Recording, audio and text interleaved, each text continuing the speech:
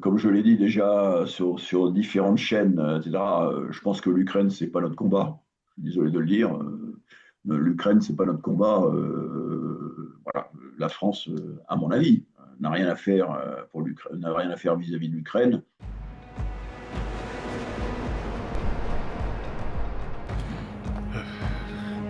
Vas-y, avance.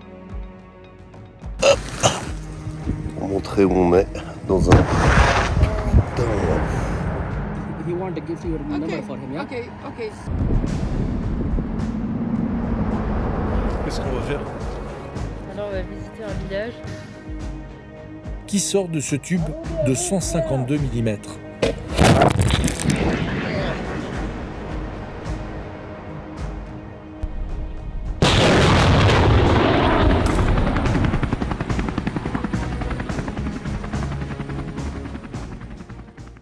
Général de Richouf, bonjour.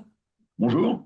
Merci de nous rejoindre pour ce nouveau podcast Retex. Vous êtes connu certainement de certains de nos auditeurs. Vous êtes celui qu'on a surnommé le général banlieue, mais avant de vous occuper de ces thématiques, de ces problématiques bien connues des Français, vous avez été général de division de l'armée de terre française. Vous êtes Saint-Cyrien, vous êtes un officier d'infanterie et de la Légion étrangère. Et pour démarrer cet entretien, parce qu'on va aborder beaucoup de sujets assez différents, mais tous en fait voire même très français, puisque nous avons sorti notre magazine, notre dernier magazine sur la situation dans l'est du Congo RDC, de la République démocratique du Congo, en particulier dans la région de l'Ituri et au Katanga, cette région que vous connaissez bien, puisque vous avez effectué un saut opérationnel, une mission de combat à Kolwezi en 1978, euh, et que nous nous y sommes rendus.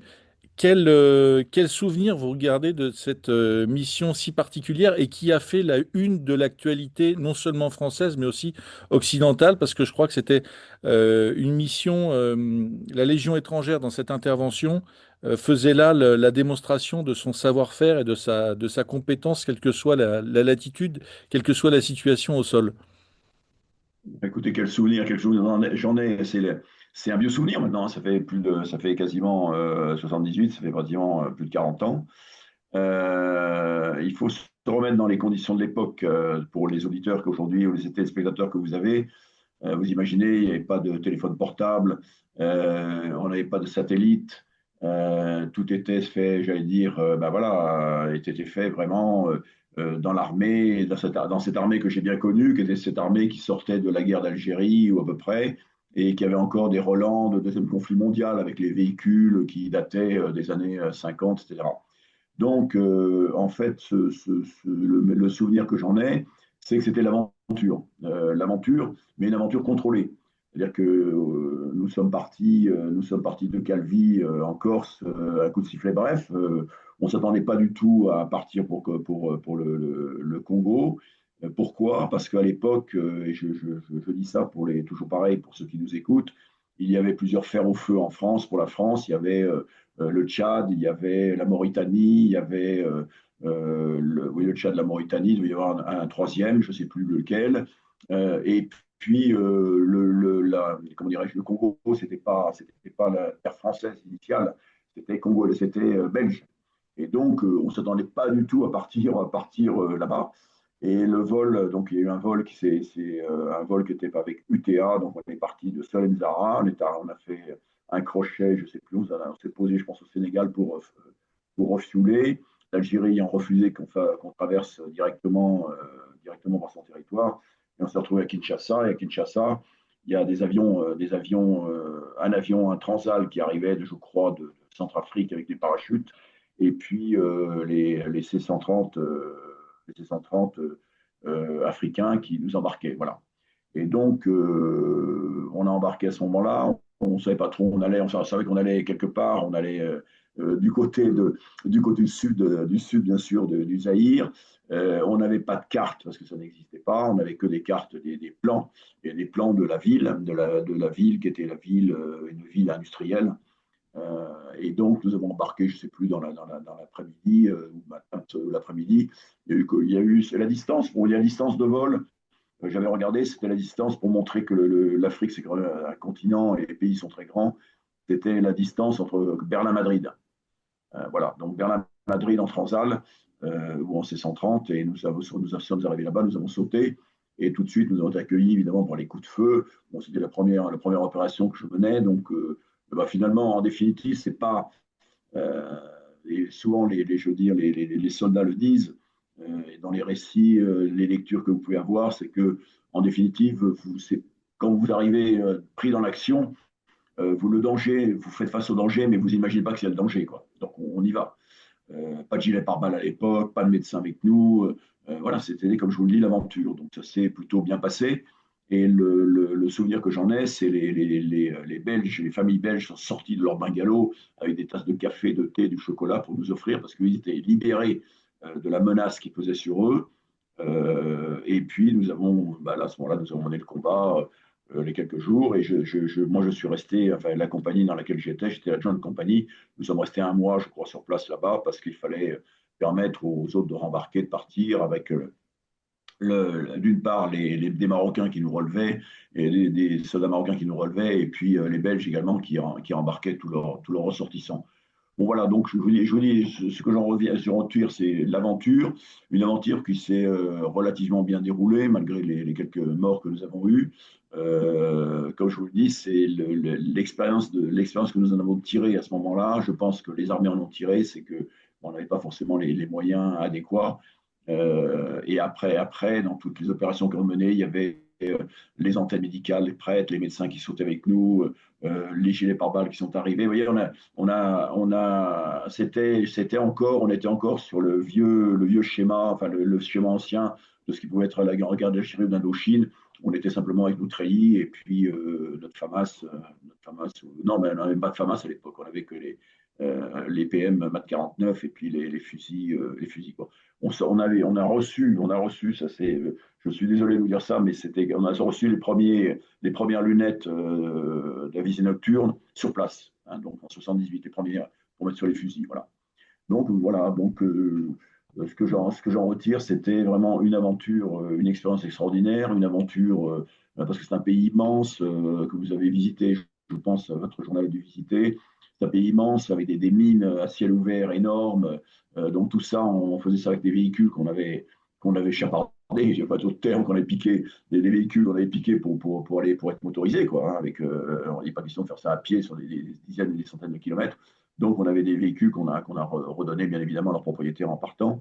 Et c'était ce pays immense, je me souviens, très développé, avec des lignes à haute tension, des usines électriques, des barrages, des voies ferrées, des autoroutes, enfin des routes carrossables. Voilà. Et donc c'était la première action que j'ai menée, puisque dans ma vie d'officier jusqu'à général inclus, j'ai participé à 9 opérations extérieures quand même, que ce soit en Afrique ou en Europe. Est-ce que vous diriez justement, parce que vous avez une longue carrière, vous avez euh, participé à un certain nombre de missions à l'étranger, notamment en ex-Yougoslavie, que vous connaissez très Oui. bien. Est-ce que vous diriez que cette mission au Katanga, c'était peut-être la plus rustique ou la plus difficile? Vous disiez que ça avait été un peu un point de bascule pour les armées. Alors, le point de bascule, oui, je pense que ça a été un point de bascule, mais pour moi, ça n'a pas été le plus difficile. Hein. Ça n'a pas été la plus difficile, tant s'en faut. Hein. Pour moi, la plus difficile, la plus risquée, avec le plus d'incertitude au quotidien, c'était ce que j'ai vécu en ex-Yougoslavie, donc à Sarajevo, de 93 à 94. Pourquoi vous diriez Là, que c'était la plus ah, difficile, voilà. la plus Bah, dangereuse? c'était plus difficile parce que d'abord, on était avec un casque bleu, on était en interposition face à des gens qui se battaient, hein, donc entre les Bosniaques d'un côté, les Bosniaques musulmans, et les Serbes de l'autre, puis il y avait également quelques Croates. Donc c'était assez compliqué puisque la parole donnée, où il n'y a pas vraiment d'armée, il n'y a pas vraiment d'unité constituée, donc c'est une guerre civile, donc comme dans toute guerre civile, ben, c'est assez compliqué, on ne sait pas qui tient les rênes, qui tient les tirs, les fils, etc. Avec forcément des ambitions inavouées, mais inavouables parfois. Et donc, vous êtes au milieu, vous essayez de garder votre ligne de conduite, Et c'est assez compliqué parce que vous dites est-ce que je vais avoir des morts à l'issue? Est-ce que je ne vais pas tomber dans une embuscade? Est-ce que je ne vais pas. Voilà. Donc c'était assez compliqué, mais on s'en est bien sorti quand même. Vous diriez que justement, aujourd'hui, toutes ces missions dans lesquelles la France a participé sous mandat de l'ONU, c'était pour les militaires français, c'était vraiment un difficile, c'était vraiment un casse-tête, pris peut-être dans des problématiques aussi politiques qui compliquaient l'accomplissement de Oui, la mission. oui, alors, vous savez, c'est après, comment dirais-je, vous êtes, comment dirais-je, moi, le chef que j'étais ne s'est pas embarrassé de questions politiques ou de, voilà, je pense que j'avais ma ligne de conduite, j'avais des hommes entraînés, puisque j'étais avec mon régiment, le deuxième étranger de Nîmes, on s'était entraîné à cette affaire pendant 6 mois avant, donc j'avais des sections, des unités, des compagnies parfaitement entraînées. Et donc, vous ne courez pas beaucoup de risques dès lors que les gens savent où veut aller le chef et que le chef, que j'étais à l'époque colonel sur l'aéroport de Sarajevo, avait la confiance de mes supérieurs qui étaient belges ou français. Et donc, je dis pas que je faisais ce que je voulais, mais je pouvais mener mes actions, je menais des actions militaires, même si j'avais le casque bleu. Et à ce moment-là, vous retrouvez un environnement, vos soldats retrouvent un environnement qu'ils connaissent, et peu importe qu'ils aient le casque bleu, vous voyez, ou que les véhicules soient peints en blanc, vous agissiez en militaire. Et ça, je crois que c'est très important. Pour moi, c'était très important. Et je pense que là aussi, nous en sommes bien sortis avec véritablement mener des actions sur place, qui étaient des actions que nous étions les seuls à mener, quoi. Les bataillons, les autres bataillons étrangers qui faisaient du remplissage pour être péjoratifs et méchants à leur égard, qui soient égyptiens, etc., ils faisaient du remplissage, les Ukrainiens d'ailleurs faisaient du remplissage sur zone, mais n'ont jamais mené les actions que nous avons conduites, d'interposition, de désarmement, de ravitaillement, d'ouverture de route, etc., de changement de posture, parce que là aussi, on a essayé de conserver, si vous voulez, nous essayons de conserver vaille que vaille cette arme militaire. Ça, je crois que c'est très important. Hmm. Alors, durant votre carrière, vous avez traversé trois périodes. La première, c'est celle dont vous parliez à propos du Katanga et du Congo, c'est-à-dire l'immédiate après décolonisation. Évidemment, la guerre froide, avec ses montées régulières en tension avec l'Union soviétique. Et puis ensuite, la décennie des années 90, c'est-à-dire la chute de l'Union soviétique, et un monde dans lequel, pour reprendre les écrits de Francis Fukuyama, on pensait que c'était la fin de la guerre et que finalement, la démocratie libérale, eh bien, finalement, l'avait emporté pour toujours. Et puis, enfin, je dirais, l'arrivée le 11 septembre 2001, et puis à nouveau, je dirais, cette adaptation à la menace terroriste. Toutes ces périodes, vous les avez traversées dans l'armée. Avec un peu de recul maintenant, qu'est-ce que vous pouvez dire de toutes ces évolutions et de comment l'armée française, comment vous êtes adapté à tous ces changements quand même assez radicaux? Bah, écoute, on s'adaptait comme on pouvait. Je veux dire qu'entre le moment où il y a une action, je vais dire une action, vous parliez de 2001, etc. euh, J'étais encore dans mon bureau à Limoges, le bureau du général. On est venu me chercher mon général, venez voir ce qui se passe. Et donc, on a vu les tours s'écrouler. Et ma première action, c'était de dire, nous devons faire une manœuvre avec les Américains en Égypte. Je crois que c'est Brightstar, un truc comme ça, je ne sais plus comment ça s'appelait. Et moi, j'avais déjà des unités qui devaient partir. Et je devais les rejoindre quelques jours plus tard, quelques semaines plus tard. Et j'ai dit, bon, ça va être annulé. Et pas du tout. Les Américains ont dit non, non, on conserve. Donc, c'est pour montrer que la détermination, quand même, il se passe quelque chose de phénoménal, majeur, qui touche le monde, que ça soit l'écroulement de l'URSS d'un côté, et puis après, comment dirais-je, l'attaque surprise sur les États-Unis. Et il n'empêche que les armées conservent, j'allais dire, leur programme de manière, j'allais dire, à voir également, d'avoir en tête que le monde a changé, que peut-être nous devons nous adapter. Alors, pour s'adapter, qu'est-ce que j'ai pu faire à mon petit niveau de général de brigade que j'étais? Eh bien, c'est d'entraîner mes hommes, mes différents régiments, comment dirais-je, des manœuvres en terrain libre. Nous étions seuls à faire à l'époque, entre 2001 et 2003, avec mes chars, etc., de manière à ce que nous puissions avoir une coordination entre les unités et essayer de faire en sorte que je voyais bien, j'imaginais bien que les grosses unités, c'était fini, les gros états-majors, c'était dépassé, et qu'on agissait vraiment par petits états-majors opérationnels. Et j'ai essayé de faire ça à mon niveau. Et au cours de manœuvres dans lesquelles le chef d'état-major de l'armée de terre à l'époque était venu nous voir, les inspecteurs, etc., je leur disais, moi je pense que c'est ça, quoi. Je veux dire que demain, la guerre va changer. Et aujourd'hui, vous voyez bien, 25 ans après, bah, la guerre a totalement changé. C'est-à-dire qu'aujourd'hui, il est hors de question d'avoir des grandes unités qui foncent dans les plaines. Là, on est revenu à des petites unités qui sont éparpillées. Les états-majors, il faut qu'ils soient enterrés et très profondément. Tout s'agit, tout bouge. Enfin, la principale menace, c'est l'artillerie et les drones, et puis les bombes planantes, les avions à distance. Et donc, le contact frontal entre des unités et des forces opposées va être totalement différent. Et je pense que de ce que j'ai vécu, moi, à Saint-Cyr, en arrivant, où on se battait avec un petit peu, il y a plus de 50 ans, contre des chars, comme comme auraient fait comment dirais-je, les gens dans les pampas avec le Faust allemand de 44. Et puis ce qui se fait maintenant, il y a un monde formidable qui est passé. C'est pas pour autant que ça sera plus facile. Hein. Hmm. Alors, on parle beaucoup de l'armée française en ce moment. Il y a quelques années, le général de Villiers, qui était le chef d'état-major, avait tiré la sonnette d'alarme sur l'état de l'armée française, notamment l'état budgétaire. C'était bien avant la guerre en Ukraine. Et il dénonçait déjà le manque de moyens qui finalement euh, affaiblissait structurellement, durablement l'armée française.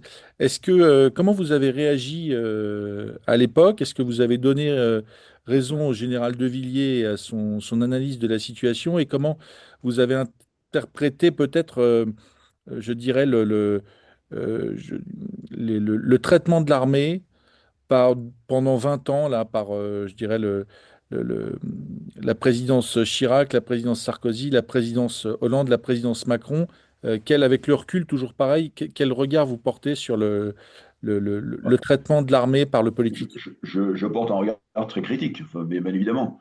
Les trois que vous avez cités, c'est-à-dire président Chirac, Sarkozy, Hollande, ont été chacun à leur place les fossoyeurs de l'armée française. C'est-à-dire voilà. Et je veux dire qu'aujourd'hui, le président Macron, et j'écoutais attentivement ce que disait son chef d'état-major des armées devant l'Assemblée il y a 2 jours, là, qui est passé. Bon, on replâtre, hein, donc c'est-à-dire que on a arrêté la chute. Là, ils ont stoppé la chute vertigineuse des armées parce qu'évidemment, on était à l'os. Et une armée qui devient une armée d'échantillons ou d'échantillonnage, comme on dit, c'est pas forcément une armée qui est prête à aller au combat durablement. Donc, il faut arrêter ce qu'ils ont fait, ce qui a été fait. Et maintenant, il faut remonter. Et pour remonter, il faut mettre de l'argent.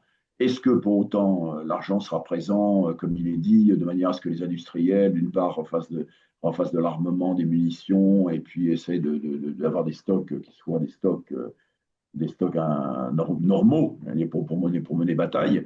Je n'en sais rien, je ne suis pas dans le sérail. Mais j'ai porté, donc pour revenir à ce que vous demandiez sur le général Pierre de Villiers, bien évidemment, il a eu parfaitement raison de s'émouvoir, et plus que s'émouvoir, c'est-à-dire voilà, s'émouvoir dès que le président Macron est arrivé. Mais ce que je regrette, c'est que ses prédécesseurs à lui ne l'aient pas fait dans Chirac et les autres. Hein. Voilà, quoi. Donc, toujours pareil, toujours pareil. Je pense que moi, j'étais à ma place. Je pense qu'on me l'a reproché aussi de dire ce que je pensais peut-être un peu trop, puisque j'ai écrit de mon vivant sous l'uniforme et que ça m'a valu quelques années de purgatoire. Mais il n'empêche que je crois que lorsqu'un général ou qu'un chef, quel qu'il soit politique ou militaire, et qui est aux affaires, est responsable de vie humaine ou de responsable tout simplement du pays, il se doit de dire la vérité. Il n'y a que vous ne pouvez pas continuer à dire tout va très bien, Madame la Marquise, et puis continuer à aller dans le mur. Voilà. Donc, oui, pour le général de Villiers, il a parfaitement raison.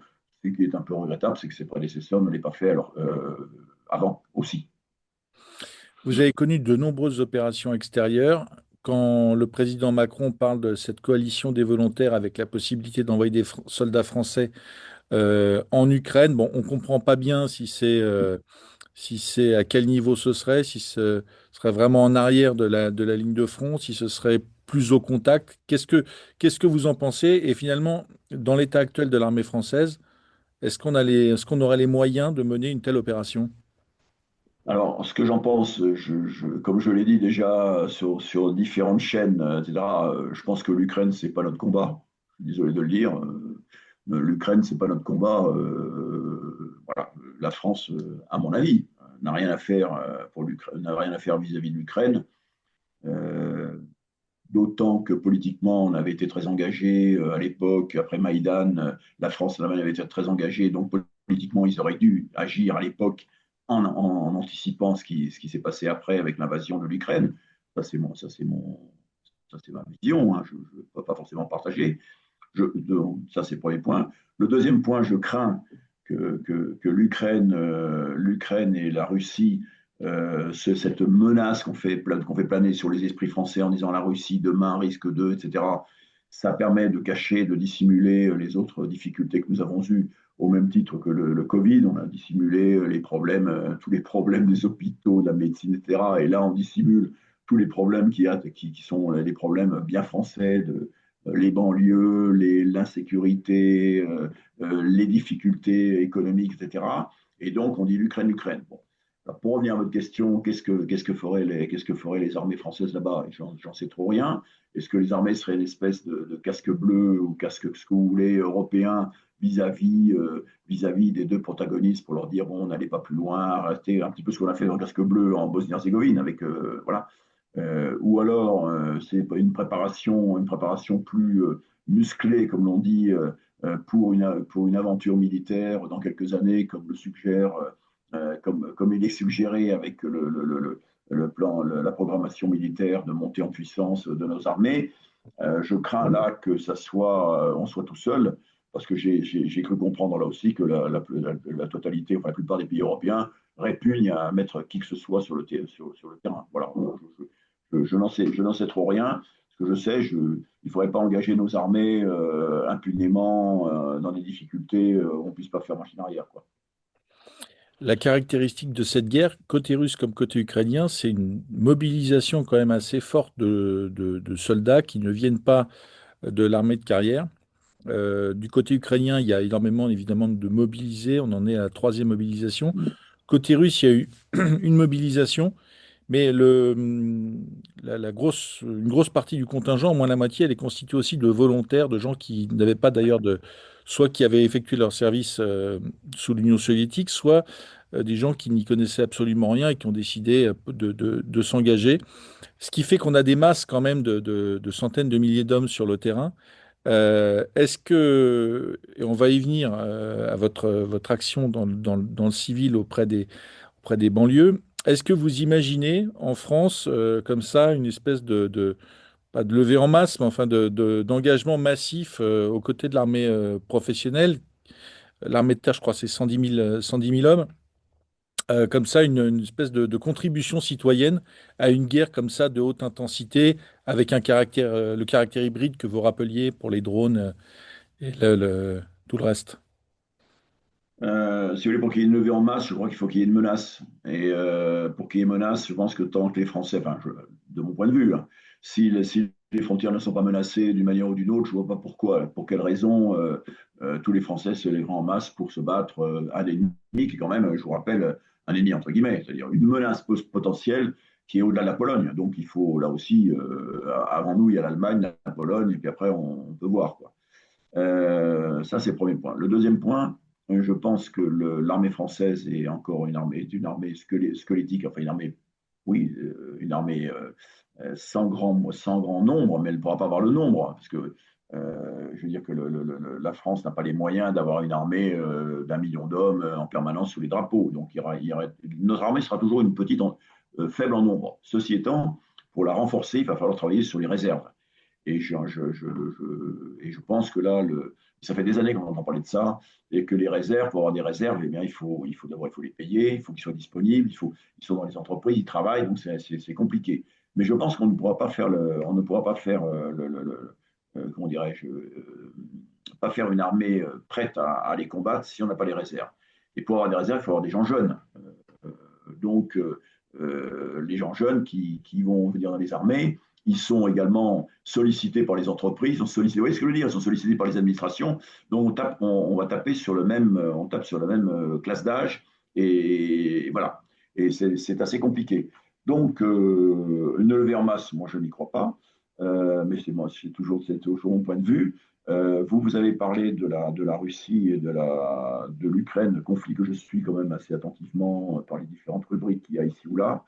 Je remarque simplement que la Russie, effectivement, n'a pas fait de levée en masse, hein, c'était un volontariat, que l'attaque, pour parler techniquement, l'attaque qui a été faite, opérée contre l'Ukraine en 2022, c'était une attaque en fait, pour attaquer, pour vaincre, il faut être à 6 contre 1 ou au moins 3 contre 1, si ce n'est 6 contre 1. Et là, ils étaient 1 contre 3, vous voyez ce que je veux dire. Donc, ils n'ont jamais pu, ils ne peuvent pas. Donc, c'est une guerre, c'est plutôt une guerre, pour moi, c'est une guerre d'usure qui est coûteuse, qui a été coûteuse en hommes au démarrage. Et puis, la technicité employée par les Russes, à mon avis, est moins coûteuse pour eux que les armées en face. Voilà. Ce qui est formidable quand Pour même dans reprendre cette... votre Oui. truc, je ne crois pas à une levée en masse, d'autant que pour qu'il y ait vraiment une levée en masse, admettons qu'il y ait une levée en masse, il faut quand même que les esprits y soient prêts. Pour que les esprits soient prêts, il faut qu'ils aient quand même une, comment dirais-je, une attention particulière à l'histoire. Voilà. Or, je ne suis pas certain que dans l'éducation nationale d'aujourd'hui, on soit au top pour expliquer à nos enfants les différents conflits mondiaux, l'histoire, le pourquoi, le comment des choses. Voilà. Donc, il manquera et moi je pense qu'il manquera de cette sensibilité. Alors justement, dans cette guerre, ce qui est aussi surprenant, c'est que il y a du matériel extrêmement moderne, il y a les drones, il y a les bombes planantes dont vous parliez, mais il y a aussi des deux côtés tous ces matériels soviétiques que vous avez connus comme jeunes lieutenants, parce que la plupart étaient en service, hein. Si on parle des BTR, des vieux BMP ou des canons de l'artillerie soviétique. Euh, dans les armées occidentales, notamment en France, on a choisi d'envoyer un certain nombre de matériel de conception ancienne à la ferraille. Et aujourd'hui, on voit que cette guerre, elle ne serait pas possible sans finalement des matériels qui ont 40, 50, 60, voire plus d'existence et de conception. Ça ça vous a surpris comme ça que finalement Non, parce que les les matériels Slaves sont. restent finalement des soldats rustiques qui soient capables de ressortir vraiment des matériels, Ben, que tout soit bon ouais, pour faire la guerre en fait. ouais, je me souviens, vous parlez de la rusticité, ça me fait justement. Lorsque j'étais en Bosnie-Herzégovine, donc il y a 30 ans, ouais. 30 ans, on avait un bataillon, il y avait un bataillon ukrainien à Sarajevo. Et donc dans Ouais. la neige, dans la neige, où je faisais mon inspection, j'allais les voir, hop, je m'arrête sur le bord de la route, parce que je vois un BMP ukrainien là. Les mecs sortent, ouvrent les trappes arrière, sortent un poêle à bois, sortent un poêle à bois, mettent des bûches, hop, font chauffer leur truc. Ils se chauffaient comme ça. Donc la rusticité. Alors que nous, on n'était pas forcément, on n'avait pas forcément de poêle à bois dans les VAB, vous voyez ce que je veux dire. Donc voilà. Et je me suis dit, tiens, ils sont quand même, les mecs, ils sont quand même rustiques, ils sont quand même balèzes, quoi. Donc, voilà. Et donc, je pense que là, on sort des matériels qui sont rustiques, qui démarrent en partant froid, dans la neige, etc., sans risquer je sais pas quoi, de tomber en panne avec des trucs électroniques qui ont besoin, qu'on les chauffe, etc. Et donc, on retrouve la rusticité. Est-ce que pour autant, il faut faire l'impasse sur la technique? Non. Parce que regardez, quand vous avez vos bombes planantes sont quand même lancées avec des avions précis. Vous avez les satellites quand même qui vous donnent les positions. Vous avez les canons à longue portée, les canons français à longue portée qui sont extrêmement précis. Donc, c'est vraiment du matériel technique, opérationnel. Mais il faut les deux. Je pense qu'il faut les deux. Tant et si bien que je voyais l'autre jour, ça me faisait aussi sourire, mais enfin, sourire, c'est façon de parler. Je voyais que les Cosaques russes reprenaient les chevaux pour monter à l'assaut des positions des tranchées ukrainiennes, quoi. Parce qu'en disant, le cheval, on ne le voit pas arriver, on ne le voit pas arriver, au galop, il franchit les 400 mètres qui vont bien, et hop, le cavalier se jette sur les tranchées. Ça m'a fait sourire parce que je revoyais les images de la guerre de 14 il y avait encore les charges à cheval, quoi. Donc, alors, est-ce que c'est général? Non, ça va être des postures qui vont être prises comme je vous le disais tout à l'heure, sur les salles d'opération extrêmement fluides, avec des petites unités qui auront pour mission de se débrouiller, enfin de prendre tous les moyens qui leur sont proposés pour monter à l'assaut et gagner, parce que c'est ça dont il s'agit. Je pense on va plus vers quelque chose de coordonné, vous voyez, des trucs lourds, des assauts de chars, de bataillons de chars qui foncent à l'avant. Je pense que ça va être difficile. Voilà. Hmm. Quand vous entendez, vous avez peut-être écouté le chef d'état-major des armées, le général Mandon, qui parlait d'un conflit possible avec la Russie d'ici 3 à 4 ans. Euh, Qu'est-ce que vous pensez de cette déclaration? Oui, il reprend un peu ce qu'il est obligé de reprendre, ce que dit son chef, c'est-à-dire le président de la République, hein. Donc, voilà. Mais si vous ne. Alors, euh, on peut dire ce qu'on veut. Moi, j'y crois pas du tout. Mais néanmoins, si vous fixez pas un cap aux armées, aux industriels, aux financiers, à Bercy, etc., en disant dans 3 ans, 4 ans, on risque d'avoir un conflit avec la Russie, rien ne se fera. C'est-à-dire qu'il n'y aura pas d'argent, les gens ne vont pas réfléchir, les techniciens ne vont pas mettre en place, vont pas chercher le meilleur matériel à faire, etc. Donc, je pense qu'il est obligé de dire ça, et en même temps, ça fixe un cap. Ce ne sera peut-être pas la Russie, mais ce sera peut-être on sera peut-être le Tchad, ou la RCA, on ne sait pas. Mais néanmoins, je vois qu'il est obligé de le dire, quoi, voilà. Hmm. C'est intéressant, vous parliez de l'Afrique, là, il y a juste un instant. Vous avez connu les bases françaises en Afrique, la présence militaire française qui a quand même pendant longtemps contribué à sécuriser, à stabiliser toute une partie du continent, au moins de l'Afrique francophone. Là, on est quasiment sorti. On a perdu notre dernière base au Tchad il y a l'année dernière. Est-ce que finalement, vous qui connaissez bien aussi l'Afrique, qui avait une grande expérience africaine, est-ce que ce retrait de la France, en particulier de l'armée française, dans un contexte où les menaces sont toujours aussi présentes, on l'a vu au Congo entre le Rwanda, les groupes rebelles et la République démocratique du Congo, mais il y a aussi évidemment la menace berbère, la menace terroriste, les conflits civils au Sahel. Qu'est-ce que vous pensez de ce recul quasiment intégral de l'armée française de l'Afrique? Bah, je trouve ça très dommage, parce que la France était, quoi qu'on en dise, une puissance reconnue en Afrique par les différents pays et les différentes instances, y compris les chefs d'État. Euh, le Tchad, pour la petite histoire, le président Idriss Déby, le père, était mon voisin à l'école de guerre. Donc, si vous voulez, quand je suis allé au Tchad, je suis allé 2 fois. Il me connaissait, ça ouvrait les portes. Il y avait vraiment un contact, Privilégié? de camaraderie, de confiance.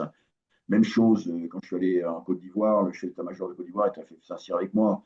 Donc, si vous voulez, voilà, il n'y a pas besoin de parler, on se comprenait, on avait vécu ensemble des expériences et voilà. Donc, perdre tout ça, c'est malheureusement, je pense, d'une part pour nos camarades africains, c'est quoi qu'ils pensent, quoi qu'ils aient dit, quoi qu'ils fassent, ça va être quand même, c'est pas les autres qui vont prendre notre place, qui vont forcément faire aussi bien que nous avons fait.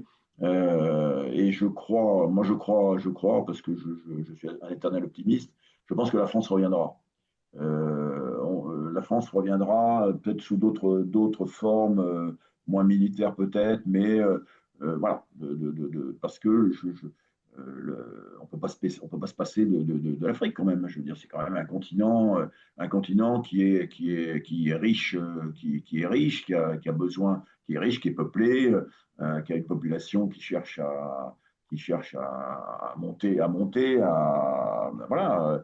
Et je trouve ça un peu dommage que la France ait brusquement, en deux coups de cuillère à peau, et tout abandonné, quoi. Voilà. Donc c'est un peu pour se dire, on va en Europe, d'accord, mais l'Europe, il y a 30 pays, ou je ne sais pas combien, 25 pays, on n'est pas tout seul. Et ça nous donnait une force, cette présence nous donnait à la fois une force, la confiance avec les différents pays, même si parfois il y avait des difficultés, ben, c'est normal, hein, dans une famille, il y a toujours des difficultés avec des enfants. Mais je crois que c'était bien pour les deux parties. Voilà, c'est dommage.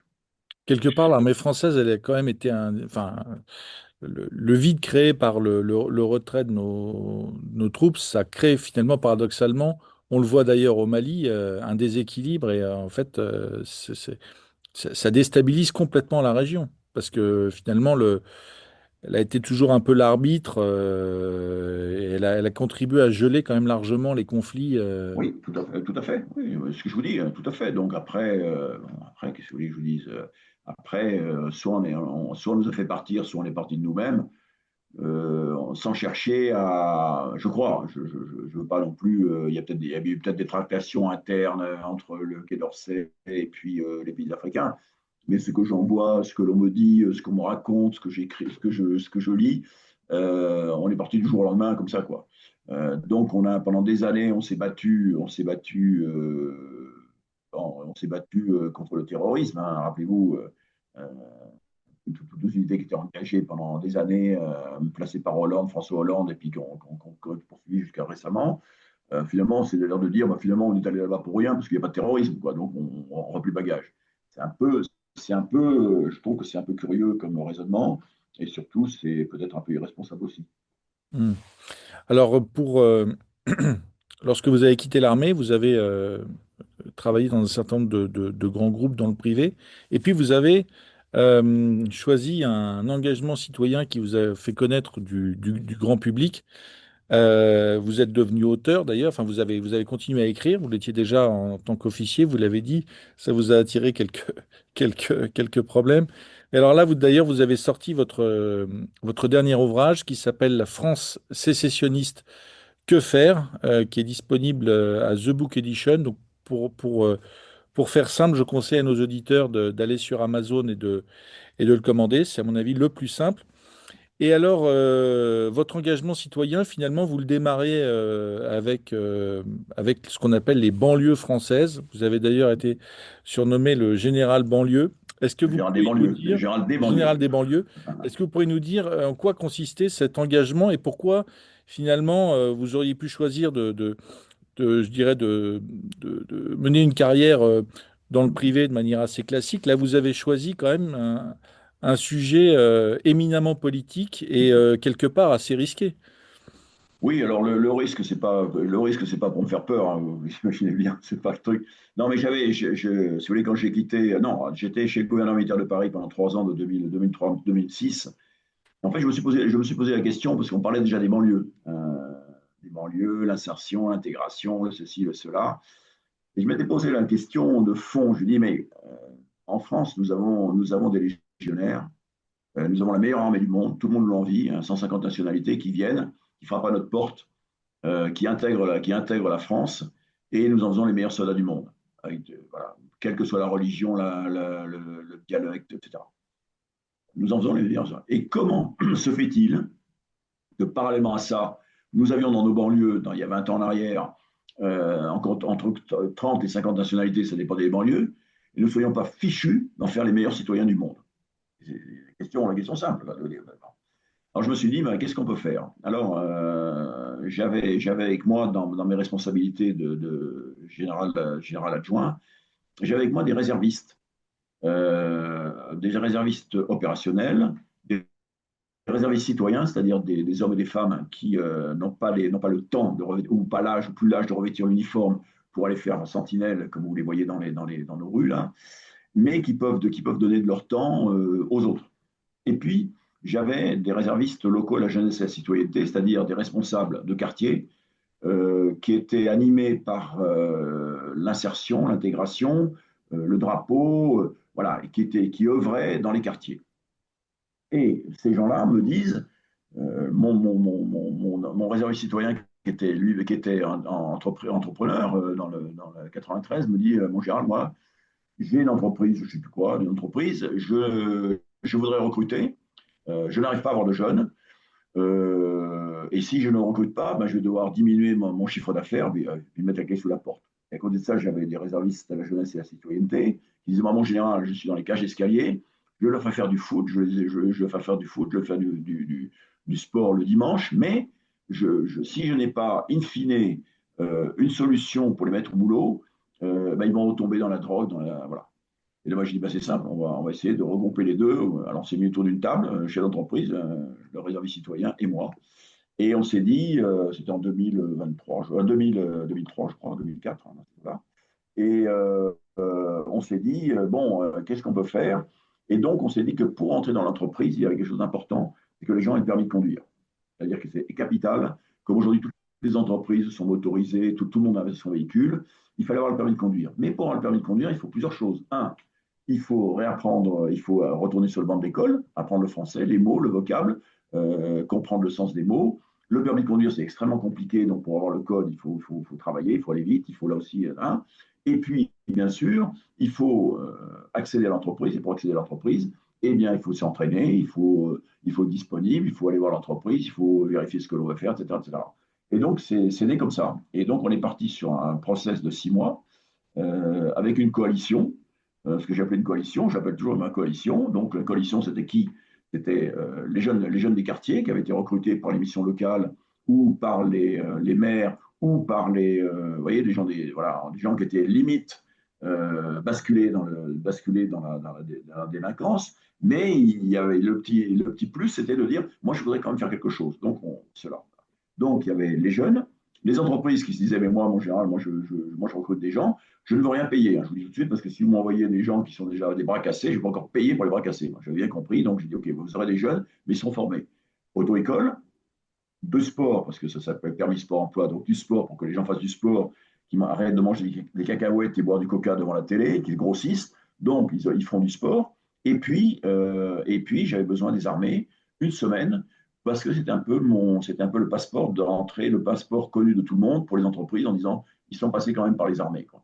Et là-dessus, j'avais besoin de financement. Et donc, le financement était donné par qui? Par l'État. D'une part, je quémandais l'État, la région, les départements, tout ce que vous voulez. Et donc, il y avait un maître d'œuvre et puis une entreprise d'insertion. Je recrutais une entreprise d'insertion qui savait former ces jeunes. Il s'agissait d'avoir quelqu'un qui les forme. Donc, j'ai travaillé comme ça pendant 20 ans, à peu près 15 ans, 20 ans, en raison de. J'ai mis au boulot, enfin, j'ai mis au boulot, j'ai mis dans cette structure qui était créée, 2000 jeunes quand même. Donc, pour 2000 jeunes, si vous voulez, qui ont tous eu quelque chose. Soit ils ont la totalité, le permis de conduire, l'entrée d'entreprise, la permanence d'entreprise, soit que le code et puis l'entreprise, soit que l'entreprise n'est pas là. Voilà. Donc, mais ils avaient tous eu quelque chose. Et j'étais le moins cher de France. Donc, je crois, pour 6 000 euros, pour 6 mois, 1 000 euros par mois, on leur fournissait tout, quoi. Le sport, les stages en entreprise, la préparation militaire, enfin la préparation militaire, les 8 jours avec les militaires, il fallait payer les cadres, la nourriture, etc., les déplacements en car, en train. Donc, c'était le moins cher de France. Et le permis de conduire étant quand même la partie la plus chère pour entre 1500 et 2000 euros. Quand même. Voilà. Donc, ça a très bien marché. Alors, vous allez me dire, mais pourquoi vous n'avez pas continué? C'est simple, on n'a pas continué parce que Absolument. Pourquoi? supérieur. C'est-à-dire que je faisais, en Ile-de-France, je faisais quand même 150 jeunes, 100 jeunes, 150 jeunes. J'en ai fait ailleurs, j'en ai fait dans le sud, etc. Mais à un moment donné, il fallait passer à la vitesse supérieure. Passer à la vitesse supérieure, ça nécessitait que le politique se positionne en disant, donc 5 000 euros par jeune, voilà, mais il faut, voilà. Et donc, ils m'ont freiné, donc j'ai été freiné tout le temps, parce que je faisais de la concurrence à toutes les autres associations qui font quelque chose, mais qui ne réussissent pas. J'avais un taux de réussite entre 90, enfin, j'avais un taux de réussite, j'ai commencé à 75%, j'ai fini à 95%, avec un taux de réussite donc, qui était très important. Pour le coup, donc, je viens de vous dire, avec une réussite au permis de conduire qui était intéressante aussi. J'avais à peu près 75% de taux de réussite au permis de conduire, ce qui est rare. Voilà. Alors, les gens, je me suis heurté, comme je l'ai dit dans mon bouquin, je me suis heurté comment dirais-je, au maquis des Associatif. administrations. Maquis des administrations. Il y a au moins 8 ministères qui s'occupent des jeunes, de la formation des jeunes, donc on ne sait plus qui fait quoi. Les associations qui disent qu'elles font et qui font rien, mais c'est pas grave, on leur donne de l'argent pour acheter la paix sociale. Et comme vous le savez, la paix sociale, vous voyez tous les jours, ben, elle n'existe pas. Et donc, il fallait véritablement avoir quelque chose de supérieur. Et c'est véritablement ce que j'ai écrit dans ce livre. Et véritablement pour donner le sens du sens à cette affaire-là. C'est la raison pour laquelle, pour l'instant, j'essaie de faire je fais des conférences. J'essaie de persuader les gens qui m'écoutent que ma solution est probablement, c'est ma solution. Je ne dis pas que ça peut être la seule, mais c'est celle qui donne à des jeunes qui sont quasiment en bascule vers la délinquance de revenir dans le giron de la France. Et ça, je crois que c'est capital.